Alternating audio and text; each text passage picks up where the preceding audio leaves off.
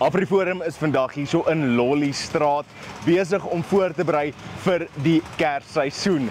Lollystraat, soos baie ander strate oor Pretoria, kan gekenmerk word deur die talle slaggate wat oral daar te finde is.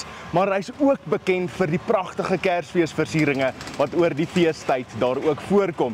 AfriForum vat hande met die Atterbury groep en gemeenskaplede om vandag hierso uit te wees, besig om Lollystraat mooi te maak vir die duisende mense wat oor die feesseisoen hierso gaan kom besoek.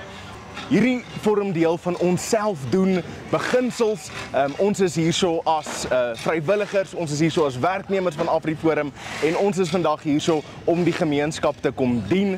Ons wil jou vra, vat hande met ons, help om jou gemeenskap ook vry, veilig en voorspoedig te maak en besoek www.wordlid.co.za. Dit is so wonderlik hoe 'n gemeenskap bymekaar kom, ons almal help mekaar, ons sien so uit vir Kersfees en dit is so lekker dat Atterbury en AfriForum bymekaar kom om dit lekker vir almal te maak om die Kersfeesliggies te kyk hier in Lollystraat. So van Atterbury en AfriForum wil ons net sê baie geseënde Kersfees vir almal. So hoop julle almal geniet Lollystraat, kom kyk die liggies en dan wees veilig hierdie vakansie.